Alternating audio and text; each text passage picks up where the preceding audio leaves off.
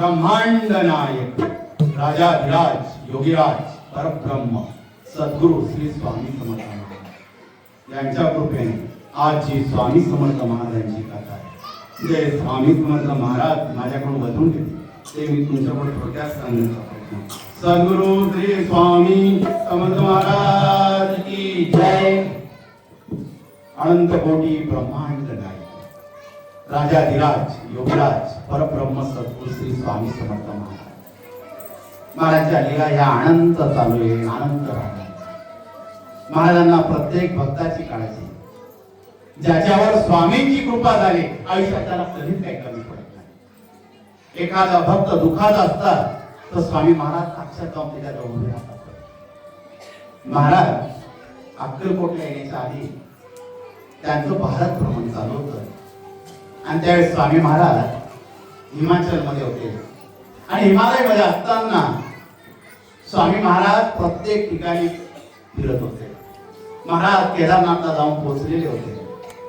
महाराज केदारनाथाच्या मंदिरामध्ये बसलेले होते आणि त्यांचं भजन सुद्धा तिथं चाललेलं होतं. महाराज प्रत्येक ठिकाणी दिसत होते. ज्याचा जसा भाव तसा माझा स्वामी देव प्रत्येक ठिकाणी दिसत होते. महाराज मंदिरातून निघाले आणि हरिद्वारला येऊन पोहोचले. आणि महाराज फिरता फिरता त्यांना एक वटवृक्ष दिसला, एक भव्य वटवृक्ष दिसला आणि स्वामी त्या वटवृक्षाकडे बघत राहिले आणि काळा पाषाण दिसत होता. स्वामींनी विचार केला, या वटवृक्षाच्या छायेमध्ये आपण बसलो पाहिजे. आणि महाराज शांत बसले. माझा ब्रह्मांड नायक दोन्ही मांडीवर हात ठेवून इकडं तिकडं बघत होता आणि स्मित असं सुंदर महाराजांचा हास्य सुंदर चाललेलं होतं. आणि एक हरणांचा कळप होता, तो महाराजांजवळ येऊन उभा राहिला. ते हरण जणू प्रत्येक जन्माचा संबंध या स्वामींशी असं त्यांना वाटत होतं त्या ठिकाणी. आणि स्वामी सुद्धा त्या हरणांकडे सारखे बघत होते, त्यांच्या डोक्यावर हात फिरवत होते आणि त्या हरणांना तो आनंद होत होता. त्या काही हरण आजूबाजूला वागळत होते, फिरत होते आणि त्यात काही 4 शिकारी आले. त्या 4 शिकाऱ्यांचं लक्ष या हरणांकडे गेलं आणि त्या 4 शिकाऱ्यांना आनंद झाला की आज आपल्याला हरणाची शिकार मिळणार. इथं हरणांचा कळप आहे. आज आपण 2-3 हरण तरी मारणार आणि त्यांना घेऊन जाणार. हा मनामध्ये त्यांचा आनंद निर्माण झाला आणि त्या हरणांच्या बाजूने धावू लागले. आणि धावता धावता त्या हरणांनी पाहिलं आपल्या मागे काहीतरी शिकारी लागलेले. तर त्या हरण पुढे पळू लागले आणि ते शिकारी त्याच्या मागे पळू लागले. हरण आले, त्यांनी स्वामींना बघितलं आणि ते स्वामींजवळ थांबून गेले. स्वामी सुद्धा त्यांच्याकडे स्मित असं सुंदर हास्य निर्माण करताय आणि ते हरण स्वामींकडे बघताय. त्यांना ते समाधान मिळते. शिकारी 4 जण आले. अरे हा संन्यासी कोण आहे? हा मध्ये दिसतोय, हा काय हरणाची शिकार करून देणार नाही. एक काम कर, तू हवेमध्ये गोळीचा बाहेर कर. हरण पळायला लागल्यावर ती त्यांच्यावर नेम लावतो. हा 4 विचार तिचा सुरू झाला. एकाने हवेत गोळीबार केला. हरणांना काहीच फरक पडत नव्हता. त्या ठिकाणी हरण एकमेकाकडे बघत होते. यांना राग झाला, आपण इथं हे हरण मारण्यासाठी आलो, शिकार करण्यासाठी आलेलो आहे आणि या हरणांना काहीच फरक पडत नाही. त्यांनी परत दुसरा गोळीबार केला पण त्या हरणावर काहीच फरक पडला नाही. त्यावेळेस एक शिपाई रागवला आणि त्यांनी स्वामींवर बंदूक उगारली. संन्यासी, इथून जाता हो, या हरणांची शिकार आम्हाला करायची, इथं थांबू नको. स्वामी फक्त त्याच्याकडे बघत होते, हसत होते. अरे बघतोस काय, तू आम्हाला ओळखलं नाही. आम्ही प्राण्यांची शिकार तर करतो आणि आमच्यामध्ये जर कोणी आलं तर आम्ही त्याची सुद्धा शिकार करून टाकतो. शिकार कर, आम्ही बघतो आहोत, तुला शिकार करायची आमची, कर मग. अरे संन्यासी, काय कमवतोय स्वतःला? आम्हाला चिडवू नकोस. इथून तू चालता हो, आम्ही चालतो होत नाही. आम्ही नृसिंहवान आहोत. तुला जे करायचं ते कर. आणि स्वामी खदा खदा असू लागले. स्वामींचं ब्रह्मांड असते निर्माण होतं आणि ते हरण सुद्धा घाबरत नव्हते. ते स्वामींकडे बघून त्यांना एक आधार मिळालेला होता आणि त्या आधाराच्या जोरावर त्यांना सुद्धा त्यांच्या मुखामध्ये हसू फुटत होतं. शिकाऱ्यांना हा आनंद पाहायला गेला नाही आणि त्यांनी बंदुकीचा नेम स्वामींच्या दिशेने लावला आणि त्यामधून गोळ्या झाडल्या.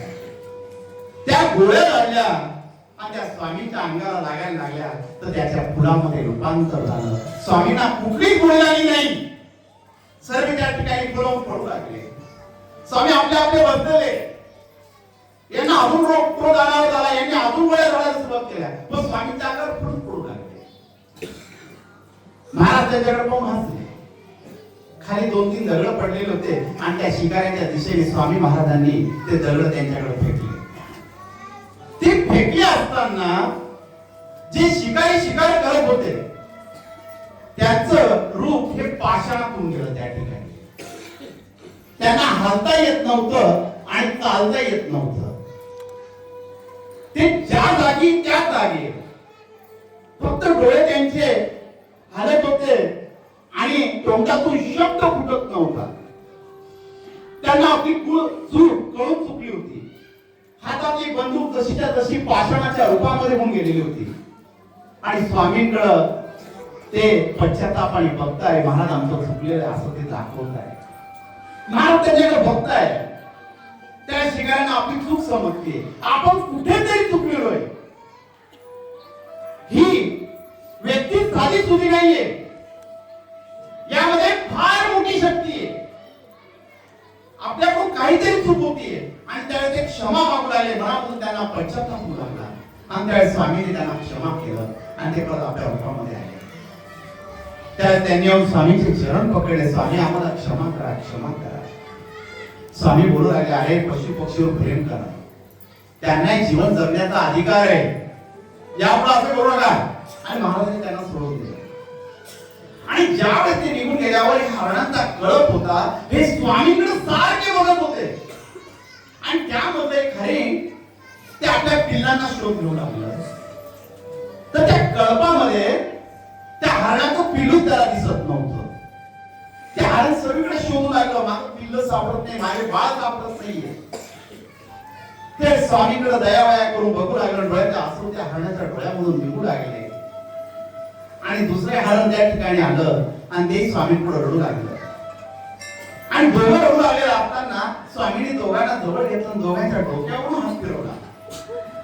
त्यावेळेस डोक्यावरून हात फिरवला असताना त्या दोघांची मनुष्य वाणीमध्ये ते बोलू लागले, स्वामी तुम्ही आलात. ते दोघं मनुष्य रूपामध्ये बोलू लागले, मनुष्य वाणीमध्ये बोलू लागले आणि त्यावेळेस त्यांना सर्व आठवू लागलं. महाराज बोलू लागले, श्रीपाद वल्लभ अवतारामध्ये तुम्ही पती पत्नी एक ब्राह्मण पती पत्नी होता. आमची भरपूर सेवा केली. प्रत्येक अवतारात तुम्ही आमच्या बरोबर साक्षीदार होतात. अनेक वेळा सेवा केली. पण एका सत्पुरुषाची तुम्ही टिंगल उडवली, त्याची निंदा केली, त्याच्याबद्दल अनाप शब्द बोलले, त्याचं मन दुखावलं.